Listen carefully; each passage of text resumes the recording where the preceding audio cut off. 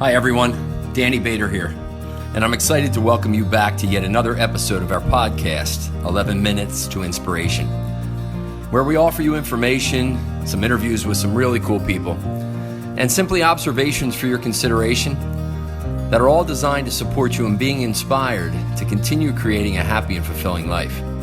Because after all, that's why we're here, right? Hi everybody, Danny Bader, and welcome to another edition of our podcast, 11 Minutes to Inspiration. I'm very excited today to have our dear friend, Retta Matagiese with us. We met down in Cape May about 15 years ago. And in the work that I do, vision is a big part of it, right? Trying to get people to imagine what needs to be real for themselves and then take the action to make it real, make sure their mindsets are good. When I do that work with people, one of the main areas that they want to focus on in their life is their health and, a lot of times their physical body and their weight. So Retta is on a wonderful journey that I think will plant great seeds of inspiration for those of you that are going to choose to be on that journey as well. So Retta, thanks for hanging out with us. Why don't you tell us a little bit about, growing up, high school, college, physical self, okay. What was going on then? So I don't know if you've ever took the Strength Finders test, where you get your top 5 strengths and everything that you focus on is about a strength. Sure. You get top 5. My number 1 was strategic. My number 2 is competitor. So I always liked to win. I never liked to lose. And so I was a huge competitor in high school. Right. Played a sport every year, every season, except for basketball. Not a strength. That won't be in my Strength Finders test. Right. Field hockey was great. Softball was great. And then I went to undergrad, played field hockey. I was a Division II athlete. Sure. And then I went to grad school. And I found the mecca of all meccas called Bojangles, which was the greatest Bojangles place on earth. And what do they serve at Bojangles? A 4-piece chicken supreme dinner with honey mustard, spicy fries, and a sweet tea. Yes. That was the beginning of the end of my journey. So because I went to grad school and had a lot of Bojangles, which was a great time in my life, I stopped going to the gym, and I think for about 6 straight years, which is a little embarrassing to admit, I had no gym activity whatsoever. So no physical exercise, activity, 6 years. Ate whatever I wanted to eat, right. And it became about food was good and lost all nutritional value. The food pyramid didn't exist. My kindergarten phys ed teacher would kill me, Mrs. Stroh, sorry about that. Yeah. But that's what happened. And then I gained a ton of weight, and then now I'm at the end of that. So then where did that take you in terms of weight? That took me to a lot, like way over the 300-pound mark. And it was... And you were how old then? 30? Like early 20s. Yeah. Early 20s to really like early 30s, basically. And how old are you now? 37. 37, and you work New York City, right? Work in New York, yep. And your job is? I'm a global healthcare manager for an architecture firm. Right. So as I said, Retta's a real good friend of the family now. So she's going to get into her journey here, how she went from where she was to where she is now. And you really got focused in when, January?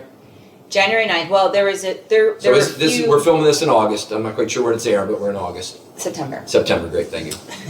Details.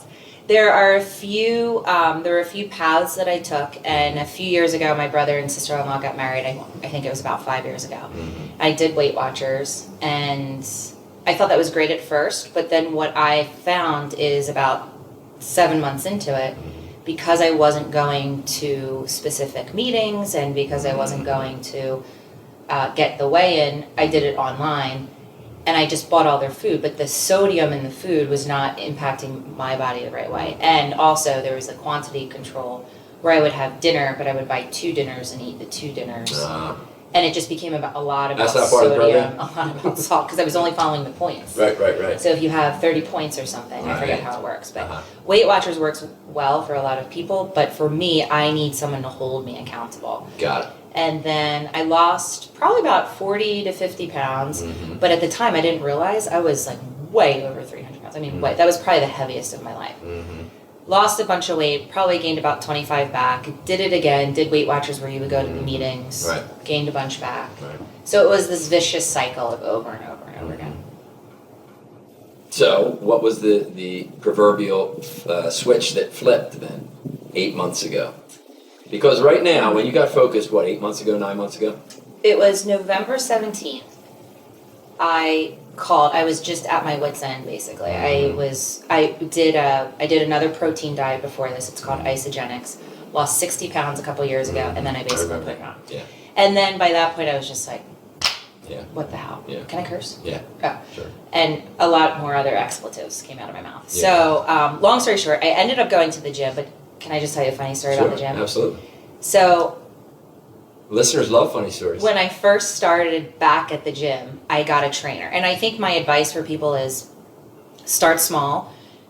Try to go to a trainer, get some sort of program for you, because if you haven't gone to the gym in 6 years and you were a Division II athlete and you're super competitive and you're borderline lunatic like myself, you want Good to lunatic, have though. you want to have something to do, and the gym is daunting, especially if you haven't been there.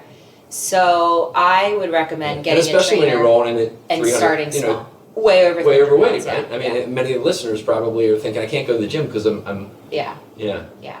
So how'd you move past that? You have to start very small. What were you thinking when you walked in the gym going, oh my gosh, I'm so out I'm of shape? thinking, I'm just going to pretend to black out and just not look at anyone and put blinders on. Right. And so I get a trainer, and it's this Division I near pro NFL football player. And he says, he's giving me you go through these stretches, you go through these measurements, evaluations. And after the first initial test with him, he said, you know what, Retta? I don't think I'm the right trainer for you. And I said, oh, sure, whatever. He goes, I think I should hook you up with that person over there. And I thought it was great. It was a female, and this guy was super nice. Anyway, it turns out that my score was on the geriatric level. So then I had to go to the geriatric trainer. My goodness. A lot more expletives came out. Yeah. So with all due respect to our senior citizens out there that are working out. So then I had the second trainer, and then she decided that I also wasn't the right person for her. So then she gave me to another person, and her name was Randy Reed. And I'll never forget this because she ended up losing, over a course of 5 years, 300 pounds too. Wow. And she was great. She created this great program for me, and that's what started me into the good path. So that was a few years ago. I lost a ton of weight, and I ended up gaining probably half of it back, but still that was a good amount of weight to get me started. And that changed my mentality. You always talking to me about focus. Sure. Changed everything. And so November 17th, it was right before the holidays. I already started having a great time, like from Halloween to New Year's. Right. Awesome time. Right. So I had, I called, made an appointment with the NYU weight management doctor. Had no idea. I almost was thinking about bariatric surgery, which is the stomach surgery where they actually cut your stomach away. So I ended up going to a consultation. On November 17th, the first time I could get in was January 4th. So what did that do? That gave me a hell of a lot of fun for the holidays. I had a ton of Christmas cookies, Partying. a ton of alcohol. Can I say alcohol? Yeah, sure.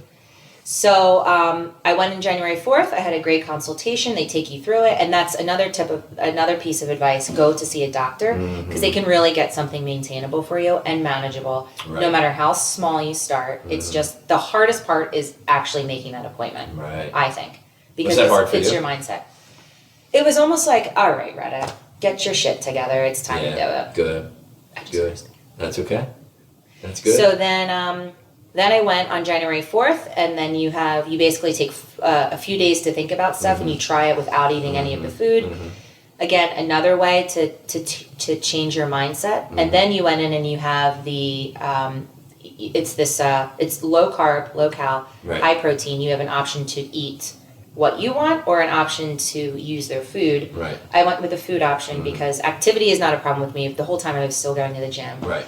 And I thought it was brilliant. I thought it was really great, and it's very hard, but your body goes into this ketosis, which means it stops using carbohydrates, I think, for fuel and energy, and starts burning fat for food, and so you still have some fat.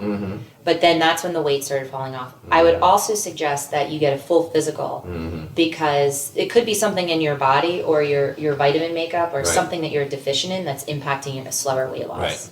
All right, so you get into the program, and then what was the first month like when you really said, okay, I got to do this? The first month for me was all about focus and mental awareness and total lifestyle change and really looking at things, taking it inch by inch, minute by minute, hour by hour, day by day, and that really helped me. And I think the exercise did, and every 2 weeks I would go in and meet with my doctor or a nutritionist, and that's another thing that I like. He or she will hold me accountable to that. And it's just, once you start to see the changes, even the small changes, it's amazing, and it feels like such like a boost to your confidence when you lose the first one. Yeah, all that serotonin comes out, your self-esteem, you go, man, I'm moving in the right direction. Yeah, I think in the first 2 weeks I ended up losing like 13 pounds or something. Right, yeah. Which were all the Christmas cookies and Christmas Yeah, right. So you're moving along. So now, how far along are we? 8 months, 9 months out now? Yeah, so I started January 9th, and my goal was to lose... that's another thing. I set incremental goals for myself, and I have a phenomenal support system. Right. And I found before, I don't like to speak about personal things about myself. I have not trouble opening up, I just don't really care to talk about myself, even though we're spending 11 minutes talking about myself right now. But I found that the more I talked about my weight loss and the goals that I wanted and the things that I wanted to achieve and the food that I was eating, whether I was hungry or missing something, my friends really rose to that occasion. A lot of people are at the top of the list. You know, and as soon as I hit my goals, I remember texting you and Lisa or Chrissy or a bunch of my friends and saying, this is what I did. And I think what Retta touches on here for all of us when we're trying to drive some change and growth, right? Jackrabbit would be to evolve that principle, is to be conscious of it.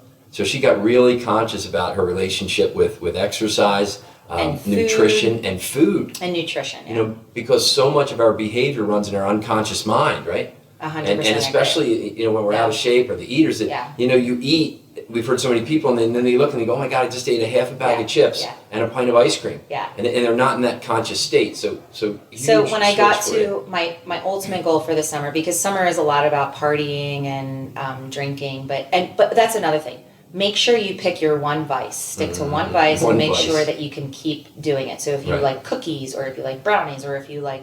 But within moderation, right? In moderation. Whether it's cookies or drinking or wine or beer, moderation. Tito's. Uncle Tito and I have a great relationship, but I was able to work him throughout the diet and keep it. And that's my vice. I love, because you enjoy yourself, but still in moderation so you can get up the next morning and work out. Yes, exactly. And because of the clean eating, I'm so conscious about stuff, that really worked out well for me.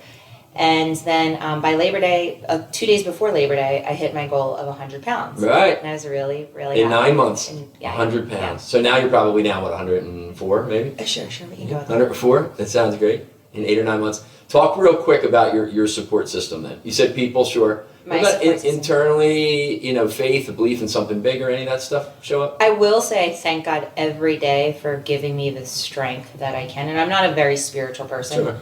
I'm Catholic. Right. But I just can't believe... God loves us all. I just can't...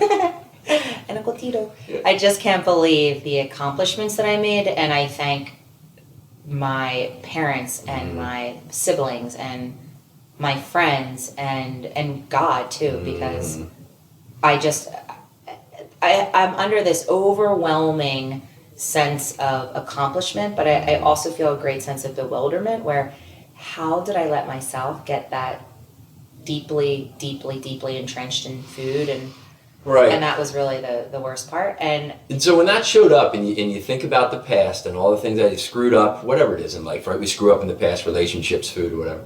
What was your belief about that? How did you handle that? When you would say, I can't believe I let myself go and get...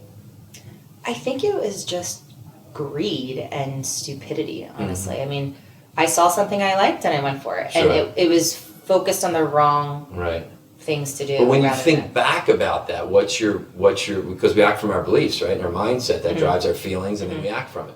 So how do you feel about the past? So many people get rooted there and go, oh, I screwed up. For the longest time, I kind of chalked it up to, I'm half Samoan, so, this is just in my genes. But that was a dumb thing to think about. I think because I was so far overweight, I thought there's no way I'm going to come back. There's no way that there's a way to get back from there unless I do the easy thing and, starve myself, which is not easy. I shouldn't say the word easy, or cut my stomach off or something like that. Yeah, right.